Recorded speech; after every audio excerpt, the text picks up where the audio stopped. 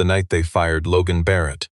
The executives at Raven Ridge thought he was just another broke single dad, too stubborn to accept defeat. The CEO Connor Vail laughed right in front of Logan's kid, smirked and said a terminated IT guy could never touch their systems again. But at 11:47 p.m., the entire underground data center locked every single employee inside. The heavy steel security doors started opening, one by one. Almost like they took orders from the invisible man who already walked out. A single message flashed across the central server monitor: Logan still holds the keys. Stick with me until the very end, because the final door that opened brought this entire billion-dollar tech empire to its knees. The service gate at Raven Ridge Applied Systems wasn't designed for heartfelt goodbyes. It was built for cold efficiency. Badge scans, security camera sweeps, the kind of controlled exit that leaves a solid digital footprint. The night Logan Barrett finally walked out those doors for what the suits assumed was the last time. A freezing desert wind whipped against his collar, throwing fine sand into the heavy chain-link perimeter fence. The security floodlights made everything look harsh, white, and totally unforgiving. Logan was carrying a cardboard box. Inside sat an old coffee mug, plus a bunch of folded network schematics he sketched by hand while keeping their systems alive during graveyard shifts. And a framed picture of his little girl, snapped right before her very first day of school. She wore these cheap red boots, not the expensive brand she wanted, but she called them her adventure boots and never complained once. That picture had guarded his IT workstation for 2 solid years. Now 6-year-old Ella was standing right there in the cold beside him, squeezing a worn-out stuffed rabbit named Warren tightly in her arms. She didn't fully grasp what was going down tonight. All she knew was that 2 corporate security guards had just marched her dad out the door, and her dad was holding a cardboard box in total silence all the way to the employee parking lot. She just squeezed Warren tighter, staying completely silent. Logan kneeled down by the security gate and gently fixed the broken zipper on her coat. The dumb thing had been sticking for weeks, and he kept putting off replacing it. He finally wrestled the zipper up, looked his daughter right in the eyes, and promised her everything was fine. He said it like a dad who isn't totally sure it's true, but means it with every ounce of his soul. Then Connor Vail stepped out behind them. He didn't have to escort them out, he wanted to. The CEO stood there, hands buried in his expensive corporate jacket, and when he finally spoke, his voice dripped with the arrogant calm of a guy who already won, making sure the quiet employee felt the crushing weight of his defeat. He sneered at low-level IT guys who just ran routine server checks and filed useless network reports, didn't have the right to question the executives actually running things. Charlotte Ellison hovered a few steps away, still wearing the sharp designer blazer she wore during the brutal boardroom firing. You and I know she didn't plan this exact moment, but her icy silence was its own weapon. She just watched, never lifted a finger. Logan stared past Connor. He spoke calmly, addressing no one in particular but hitting everyone present. He warned them that disabling the human life safety protocol on the main security grid would make the entire infrastructure misread a simple fault as a breach, instantly locking down every single door in the building. He delivered it like a brilliant systems architect who had shouted into the void of executive boardrooms entirely too many times. Connor loudly cut him off. He flashed Logan's deactivated keycard, with its corners clipped, and arrogantly tossed it straight into the garbage can by the exit. Ella watched the keycard hit the floor, her young eyes turned red. Logan never lunged at Connor. He kept his voice steady and perfectly calm. He just warned them. A door locked at the wrong moment can kill someone. CEO Charlotte heard his warning. She wrote it off as the pathetic final outburst of a completely defeated man. Then the boss just turned away. Connor sneered, telling Logan to play dad instead of playing hero, before strutting inside behind her. The quiet engineer just grabbed Ella's hand and headed out. They reached his beaten blue sedan, easily the oldest car there, its mirror patched with cheap black tape. As the massive steel gate locked behind them, the mechanism made a deep sound. You could literally feel the rumble straight through your shoes. It echoed from somewhere deep underground. The fired employee paused for exactly 1 second. He glanced back at the facility. No rage in his eyes, just the cold look of a man watching a ticking bomb. Raven Ridge Applied Systems had quietly operated in the Nevada desert for 11 years without sparking much public interest. And that was exactly the point. You and I know these places, private defense labs building access networks where failure means total disaster. Secure clean rooms, power test chambers, top-secret data vaults, and escape routes. They designed the digital architecture controlling who went where, exactly when, and how safely. When digital data and physical survival constantly collide, getting those systems right is no small feat. To the arrogant executives, Logan seemed like the most useless guy in the office. He cycled through the exact same wrinkled, collared shirts every week. His worn work boots were heavily scuffed. He clocked out at 4:55 daily because his daughter's school let out at 5:15, an 18-minute drive away. That quiet dad routine was the only thing management ever saw. They figured he lacked any real drive, and honestly, they were partly right. But the silent engineer was just building foundations they couldn't comprehend. Years ago, when the company's core security grid was just an early prototype being revised, 3 top engineers got completely trapped inside a deep basement hallway when a random test triggered an immediate facility lockdown. The emergency system meant to unlock their doors suffered a fatal software bug. It valued protecting corporate assets over saving human lives. Those guys were stuck for 40 minutes before anyone found a manual fix. Executives buried the classified report, telling everyone to just feel lucky they survived. Logan was the quiet IT technician working the night shift. We've all seen this. He fixed it himself because management swept the near tragedy under the rug. He vanished into the server room for 3 weeks, completely rewriting emergency escape protocols. He coded a hidden safety net that triggered whenever an occupied space suffered blocked exits while environmental dangers crossed a lethal threshold. Right then, the network forced human survival as the top priority, shattering every corporate lockdown rule. He simply called it Mercy Line. He quietly saved the changes to the architecture without breathing a single word. The ignored engineer built the safety net just because it was necessary. 2 years later, Connor Vail strutted in with a fancy executive title and the arrogance of a loud boss who never needed actual skills to demand total authority. He looked at my Aegis cybersecurity system and saw a shiny, contract-ready tech product. But in my layered safety architecture, he saw an inconvenient hurdle. My override commands for administrative lockdowns wouldn't look perfect during his highly scripted software demonstration. So he quietly started restructuring it. He didn't delete my Mercy Line protocol, he buried it. Pushing infrastructure updates, he nested my safety protocols under incredibly deep conditional layers, making absolutely sure they wouldn't trigger during any scenario his demo team prepared. He even scrubbed my name off all the core design documentation, reassigning the architectural authorship to a vague departmental credit pointing toward his division. Jason Cole, our operations lead of 11 years, noticed these infrastructure changes. He warned me about it once, whispering in the stairwell. He told me Connor was making the system look perfect on paper while becoming vastly more dangerous in practice. Then Jason scurried back to his workstation, never breathing a word to anyone else. I quietly ran my own system diagnostics on the sub-level logs. My worst fears were confirmed. The pressure monitoring subroutine on B7 was secretly reconfigured so any anomalous sensor reading, like the kind from a poorly sealed secondary containment valve, would instantly trigger total containment, locking every adjacent emergency door to protect their hardware, trapping anyone stuck inside, leaving them completely stranded to figure it out alone. I immediately filed a formal safety report to Charlotte, attaching hard data and a grim failure scenario. Before Charlotte even finished reading that executive summary, Connor intercepted my submission, quietly reclassifying it as a disruptive employee complaint instead. My tiny apartment sat on the 3rd floor, wedged right between a loud laundromat and a cramped grocery store.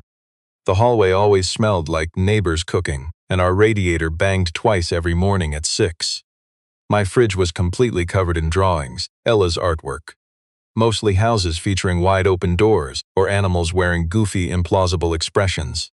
Our living room shelves held my books on one side, her art supplies on the other. Color-sorted crayons, bins stuffed with construction paper, and tiny clay animals she'd name and proudly keep. You know, right before this whole Raven Ridge corporate disaster finally exploded. Ella caught me obsessively checking our door locks before bedtime and asked me why. I thought for a second. I told her a good door isn't just one nobody can break into. A truly safe door is one that knows exactly when to let people out. Ella absorbed this with that heavy seriousness 6-year-olds carry. Toward adult things they know matter, even if they can't entirely decode the meaning.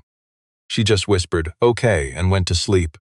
My wife Rachel died 3 years ago. A brutal car wreck on a slick highway during a business trip.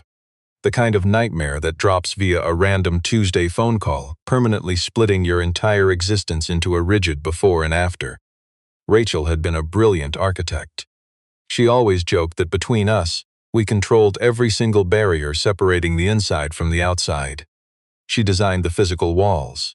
I coded the security architecture that governed the openings. After I lost her, I built that system logic far more obsessively than ever. She was trapped inside a machine supposed to keep her safe, and it failed. I could never fix that mistake.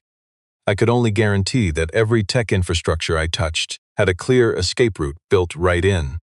That's why Ella started sketching houses with doors on every single wall, left wide open. She told me she liked knowing that if you get scared inside, there's always a way out. You and I both know she was right. One afternoon, my daughter brought me a sketch of a tall skyscraper, sunlight flooding every single open door. Then she said, "If someone gets stuck, they have to have a way out." I went completely dead still. I folded that drawing with care, sliding it right into my pocket. I named my core backend protocol after her rule, unaware she had just drafted a flawless network engineering spec. When security marched me out of Raven Ridge that night, a newer version of her drawing sat folded deep inside my work jacket. A guy standing by open doors, the words "Dad helping," scribbled at the bottom in her careful handwriting. I always meant to frame that picture, just never found the time. Turns out, it mattered a whole lot more unframed. You know how this goes, scheduled as a performance review. I walked in wearing my usual work gear, holding break room coffee. I set the mug on that giant boardroom table and never took a sip. Just a glass-walled conference room, completely exposed to the main hallway. Connor stood at the front, his slide deck already loaded. Dominic Stone, the executive board liaison overseeing the upcoming demo, sat at the head in a tailored suit that probably cost more than my entire monthly tech salary. Abigail Crane from corporate personnel anchored the far end, a thick file sitting right before her. They even dragged Jason Cole in. He sat along the side wall, hands pressed flat on his knees. Connor's slide deck was painfully thorough. He logged every single time I accessed back-end server areas outside my pay grade, painting my work as massive, unauthorized cybersecurity intrusions. The routine diagnostic I ran on the B7 system, framed as a malicious modification attempt. That critical safety report, the one I filed, was twisted into a disruptive escalation, supposedly meant to sabotage the demonstration timeline. They painted me as some bitter, low-level IT technician with a massive grudge and an inflated ego. I stared at those slides, recognizing every single network access log. I was in those restricted zones purely because the core systems were failing, and literally nobody else bothered to document the network instability. I told them exactly that. Connor smirked, asking if a guy who leaves at 5 p.m. sharp every day to pick up his kid really possessed the authority to lecture the security director about national-level tech infrastructure.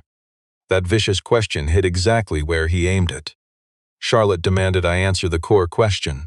Did I access system architecture outside my authorized scope? I said yes. I admitted I did it simply because the official error reports were being buried before reaching anyone with the actual authority to act. Connor leaned back, spreading his hands wide as if to say, "You heard him." I confessed it myself. Abigail finally opened her folder. My daughter Ella was in the employee lounge 3 hallways away. Her school had closed early for a staff development day. She was sitting with Warren and a picture book. You and I know she had absolutely no idea she was about to watch something a kid shouldn't see. Connor knew my kid was there. He checked the morning visitor logs himself. When security marched me through the main corridor, we walked right past the lounge. Little Ella looked up from her book. I caught her eye and forced my face into a calm smile that wouldn't terrify her. I was not entirely successful. My little girl Ella stood up slowly, clutching her toy, watching me pass. Security let me stop for just a second. I knelt and whispered we were heading home early. I gave her the facts, no complicated explanations. She just nodded and grabbed my hand. Just before we hit the outer hallway, I stopped and looked back once more. I locked eyes with Charlotte. I told her, "Fire me, fine, but do not trap living people inside an architecture built entirely for dead assets." She stared back, ice cold, until Dominic Stone muttered that they should wrap this up. She signed my termination papers. Out in the hallway, Jason chased me down near the elevator. He stumbled through some weak attempt at an apology. I cut him off. I gave him one warning. If the network throws a pressure error on level B7 tonight, do not stand near any steel blast doors for more than 30 seconds. Jason just stared at me for a long time before he finally nodded.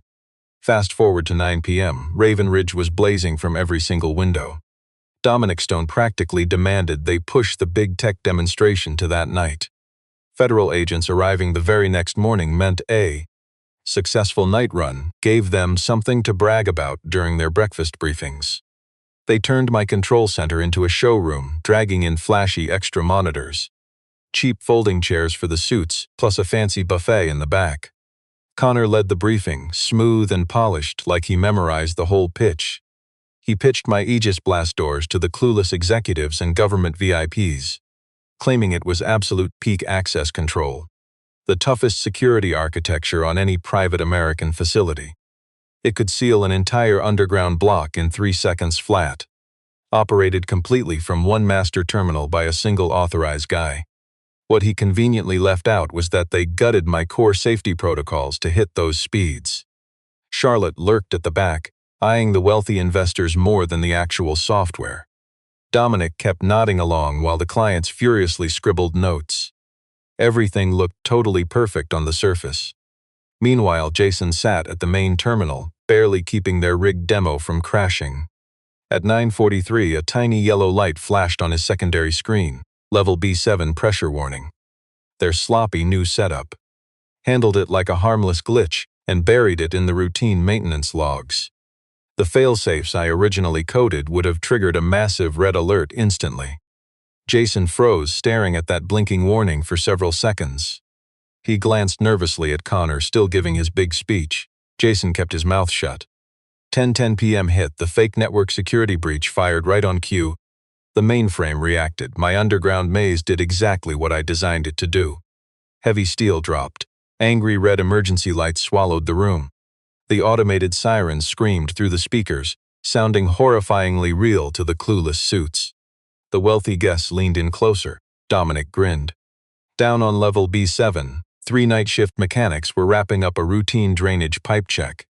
They had absolutely no idea a test was happening. Connor had quietly erased them from the active facility employee roster, falsified the system logs to make the presentation look completely clean. Fewer names made a much better pitch. The corporate suits assumed the sublevel was totally empty. They assumed wrong. Let's watch this back. When the fake lockdown started, the B7 crew got trapped behind heavy steel doors with zero escape. Exactly then. An old utility pipe they had been too cheap to fix for 6 weeks suddenly hit critical pressure levels. The danger was totally real.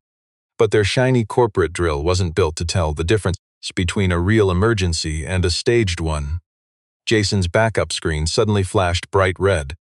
Ignoring protocol, he jumped up and shouted to the entire room that they had an actual live emergency down on B7. Connor brushed it off, claiming their network just got glitchy, and that panicking publicly was a massive mistake. He muttered it low, hoping the VIP guests wouldn't hear him sweating. But Charlotte caught it. The CEO marched over to Jason and demanded to know if anyone was stuck downstairs. Connor insisted the official logs showed nobody there. Charlotte just stared at Jason. Jason checked the actual badge swipes. 2 workers were still logged into B7, completely unaccounted for. He announced it to everyone.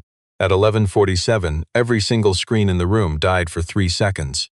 When the power returned, the building map took over everything. Every locked red door on B7 didn't just turn yellow for a standard override, they turned pure white. A giant text alert flashed across the main screen, "Mercy line engaged." Human exit priority fully restored. Right beneath that, buried deep inside the code for years, was one brutal sentence: Logan still holds the key. Connor Vail froze in pure terror. The noise echoing through Raven Ridge for the next 90 seconds wasn't some flashy alarm. It was heavy, grinding, and purely mechanical. Massive steel gates unlocking one after another from the basement, like a sleeping giant waking up. Every opening triggered a perfectly timed escape route. Safety hallways opened first, followed by transit tunnels and stairwells. The invisible security net was working flawlessly, saving lives exactly the way its quiet creator meant it to. Long after the arrogant board fired him, claiming his silent, brilliant work wasn't needed anymore. Down on B7, the trapped crew heard those giant locks grinding open before seeing them move. One worker later described it perfectly. Said it sounded like the whole building was told to breathe. They got out less than 4 minutes before that cheap utility pipe completely blew out into the hallway. They escaped the blast zone with barely minutes left. Totally rattled and confused but completely unhurt. Back up in the control room. You and I know that feeling of instant regret. Charlotte felt a freezing dread completely unrelated to the air conditioning. She remembered tossing Logan out, assuming his final warning was just the bitter whining of a nobody. Now she was choking on that mistake, right in front of 20 silent guests watching her panic. But that secret rescue protocol did something Connor completely missed. When the code forcefully revived the building's human safety networks, it also restored the master audit trail, the exact tracking software Logan built into the company's very first foundation. A quiet little tripwire, showing us exactly how those arrogant managers secretly manipulated the access controls. Connor assumed his new settings buried the truth. He was wrong. Now 3 years of hidden data scrolled right across a glowing side monitor. Jason caught it first. He stared for 15 seconds, then quietly whispered Charlotte's name. When she turned, he just pointed. The hard proof was staring them right in the face. Over 14 months, the arrogant CEO manually killed 3 human safety alarms. He even covered up a deadly near miss as a basic sensor glitch. And worse, he scrubbed Logan's name entirely off the core tech infrastructure credits. Connor took the quiet engineer's safety report and buried it deep to protect himself. Dominic immediately started whispering excuses, desperate to prove the system logs were just corrupted. The timing felt too perfect. Maybe the quiet guy planted a virus before leaving. Stick with me here. This was pure panic disguised as logic to find a scapegoat. Connor didn't argue, he barked orders. He rushed the main desk, punching in his master passwords to force a hard system lock. The network chewed on his command, then hit right back. Warning: emergency protocol active. Executive controls are blocked until all humans are completely safe. Override denied. The entire building had locked him out. Charlotte spun to Jason, begging him to find traces of outside hackers or some planted malicious code. Jason ran the scan. He found the exact truth Logan always tried to tell them.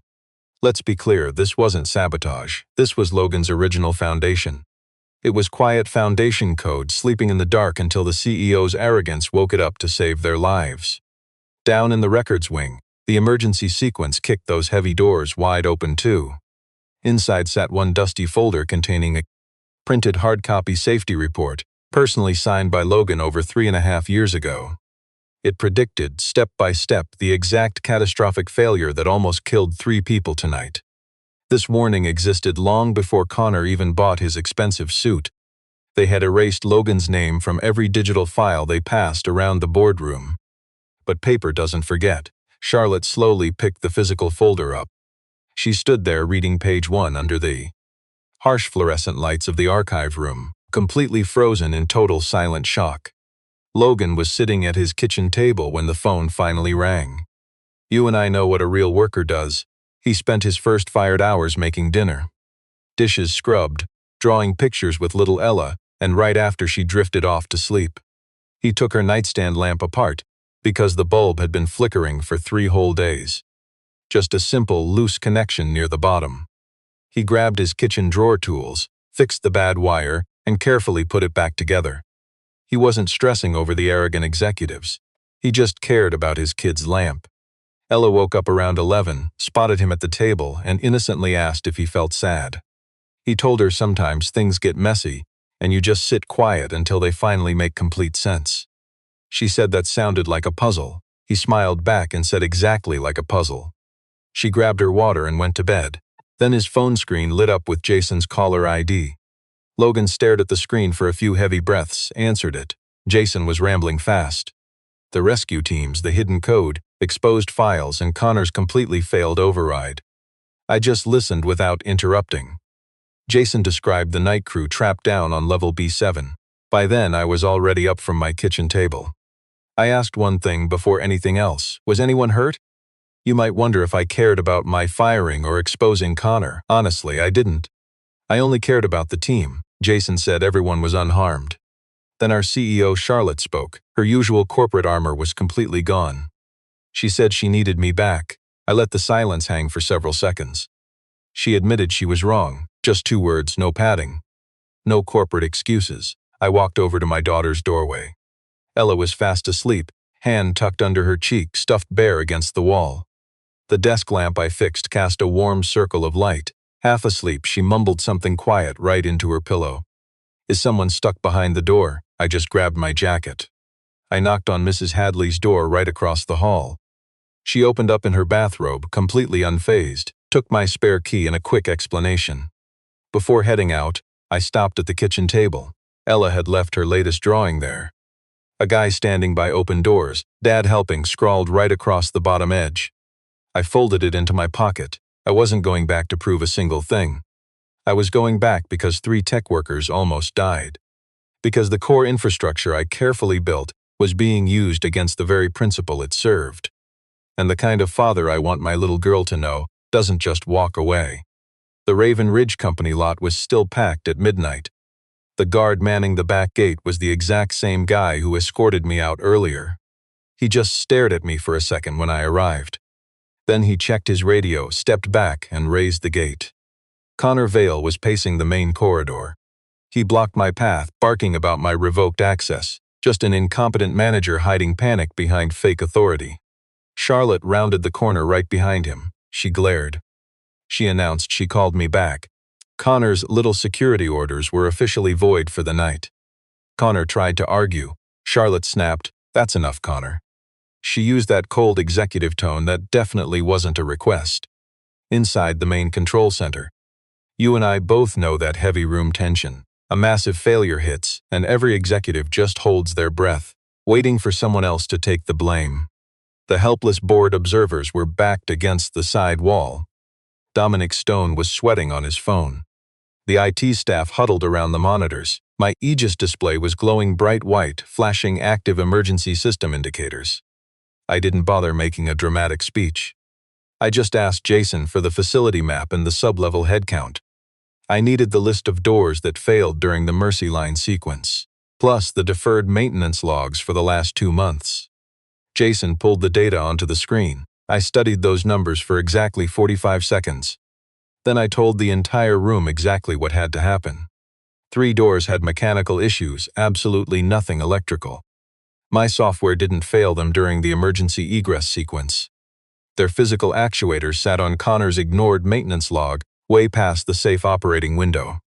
There was a second group of employees trapped inside. A transitional zone down near level B5. Their only exit was blocked by one of those stuck doors. They weren't in real danger yet. But if those sensors tripped again, the same deadly cascade that wrecked Sector B7 was coming right for them. Connor loudly insisted Logan was just faking this crisis to stay in the boardroom. The quiet guy didn't argue. He calmly asked Jason to pull the B5 corridor camera feed. On screen behind thick glass, 2 facility workers were practically glued to the wall, clutching a radio.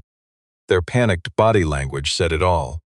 Through the audio feed, one worker was fighting incredibly hard to keep his voice completely steady, saying their oxygen levels in that sector were dropping dangerously fast. The boardroom fell into that heavy, absolute kind of silence.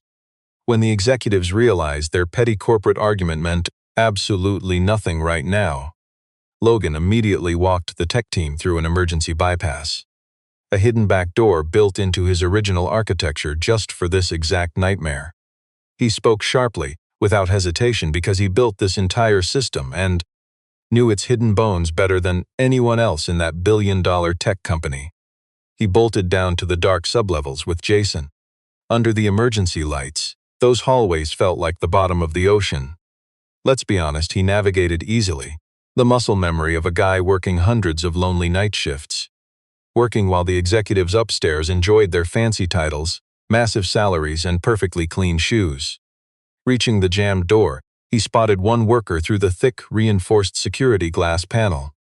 A young technician in coveralls, leaning against the window with absolutely terrified eyes. Logan pressed his palm flat against his side of the glass, promising her they were pulling the manual override right now. He spoke calmly, holding her gaze until she gave a nod. Watching her breathing steady, he and Jason yanked the heavy rusted auxiliary release. Years of ignored maintenance left it jammed, but it finally cracked on the third try. The heavy door groaned open, both workers stumbled out. Upstairs, Charlotte was glued to the live corridor camera feed. Seeing those workers escape alive, she finally gripped the edge of her expensive desk, standing completely frozen in her tracks. She always thought this quiet, questioning engineer was just a headache to be managed. Now she watched that exact same man save lives from a disaster her own corporate greed helped cause. Once the final headcount cleared and the digital manifest proved everyone was safely out of danger, Charlotte locked down the boardroom. She quickly told the board members that the immediate fallout review stays entirely internal, promising a fully sanitized official briefing by tomorrow morning. Dominic Stone immediately tried protesting. Charlotte barked that her call was final, while Connor bolted for the exit. "You and I love moments like this." A veteran guard who worked the gate for 8 years blocked his exit, demanding Connor stay. Connor angrily demanded to know who. The guard simply replied, "Charlotte Ellison, the executive director." The complete back-end logs for the Aegis security system spanned 3 years. Logged with the cold, hard precision of a man who knew he'd need proof. Jason walked her through every time-stamped, unhackable printed page one by one. Because the quiet guy always knew the real secrets needed to exist completely untouchable by software. Those physical files painted one very damning story. Connor had received the original Mercy payload. He took Logan's core design documentation and flagged it as low-priority legacy trash. He tweaked the activation thresholds on his own, completely bypassing standard safety review protocols. Server timestamps proved he actually read the quiet guy's formal safety report top to bottom. Then he slapped a suppression tag on it, hiding it from executive review queues. He even personally signed off on the final personnel manifest, which deliberately kept the maintenance crew clueless about the demonstration just hours before launch. Abigail Crane wasn't involved in that initial sabotage, but she definitely played a major role in the cover-up that followed. Standing right by the conference table, she confessed flat out, without anyone even asking. She admitted Connor handed her a firing package fabricated from cherry-picked server log entries. And she confessed she was simply too terrified to ask questions. She knew fear wasn't a great excuse, but it was the honest truth. Dominic Stone tried one last desperate corporate spin. He claimed keeping things quiet internally would be much better for their commercial interests.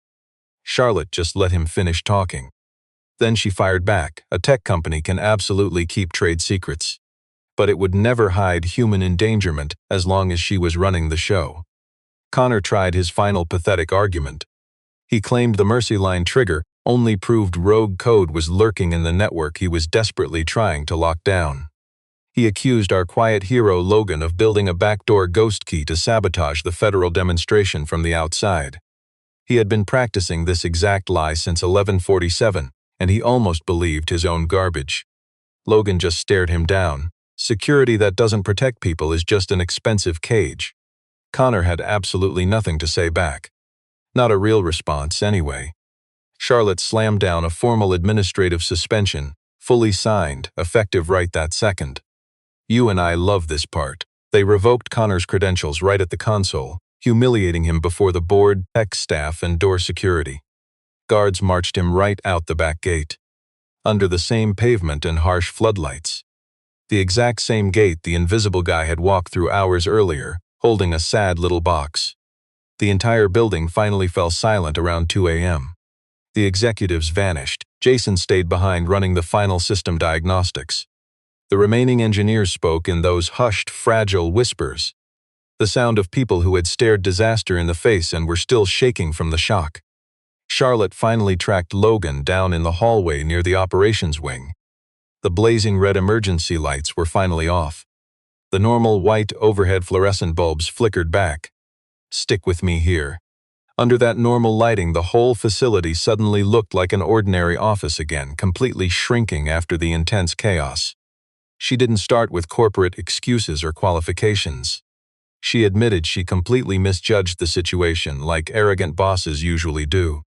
She judged the warning based solely on the low title of the messenger, completely ignoring the vital reality of what he was actually saying. She trusted loud, fancy titles over the hard, undeniable architecture of evidence. 3 workers almost died because of it. This wasn't just some vague PR apology. It was a brutal ownership of her massive failure. She also confessed that his daughter Ella never should have witnessed that scene.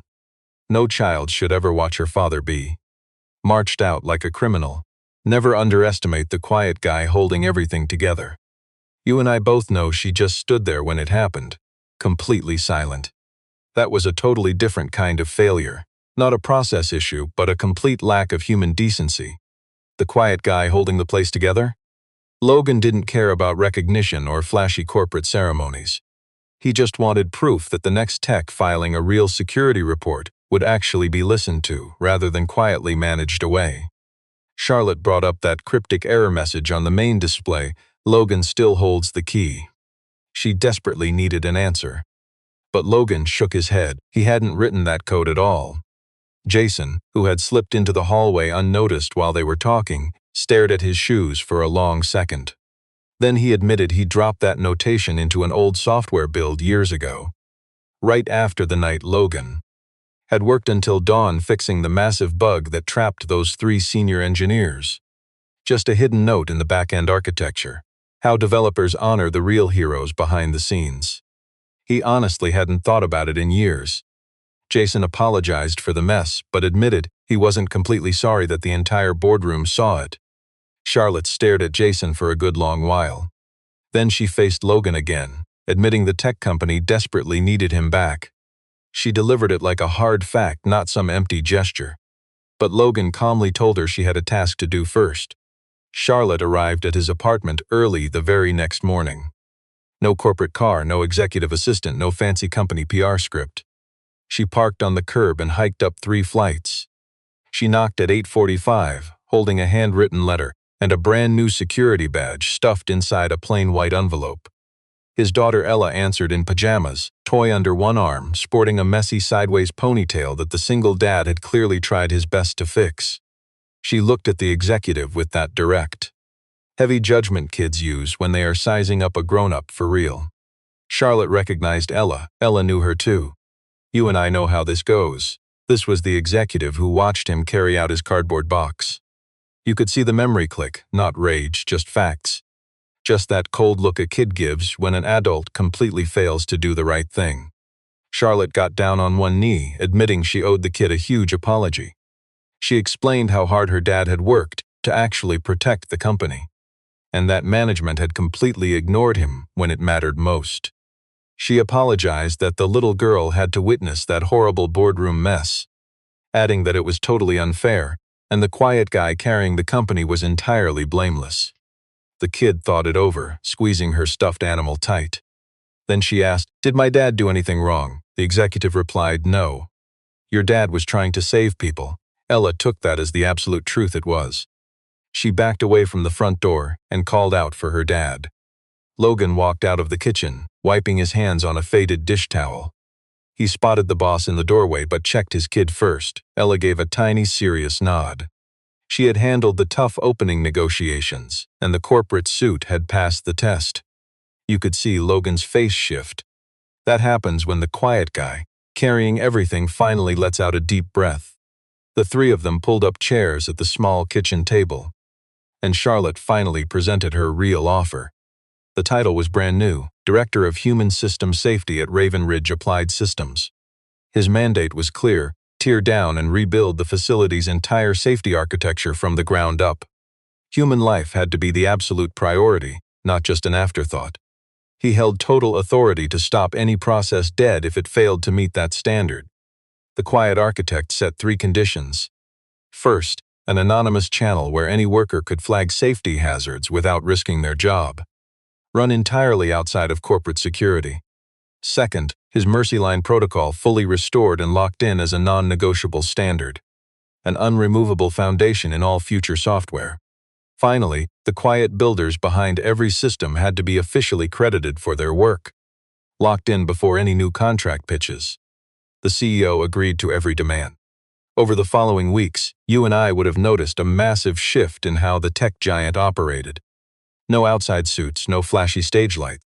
Just a raw working session for the whole technical crew led by Logan himself.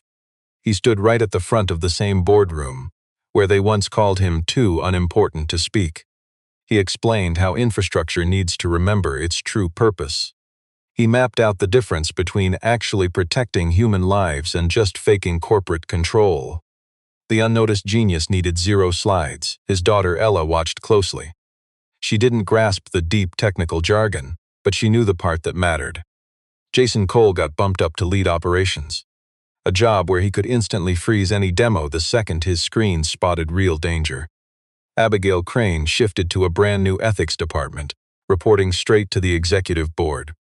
Connor Vail's terrible management record was escalated straight to the Oversight Committee and federal cybersecurity regulators. Dominic Stone quit the board before the investigation even finished. By Friday evening, the unseen guy who saved them all walked out with his daughter. The heavy front gate swung open for them, leading straight out to the main highway. Passing under a corporate sign that finally stood for real safety and serious tech engineering. The desert air felt warm as golden hour hit the western hills perfectly. Ella looked up, asking if he would ever fear a locked corporate door again. Her dad just smiled and replied, "Not if the quiet person who built it actually remembers who it's meant to protect." She grabbed his hand. The gate shut behind them. It wasn't locking them out, just sealing a chapter proving you never underestimate the quiet guy carrying the whole company. Later that night, buried deep inside the company's server infrastructure, his protocol sat quietly in its ready state, wide awake and simply waiting. Waiting exactly the way solid infrastructure does, ready for the moment trouble hits again. And if you or I ever check that core design file, we'll finally find Logan's name. Right where the humbled CEO made absolutely sure it would stay.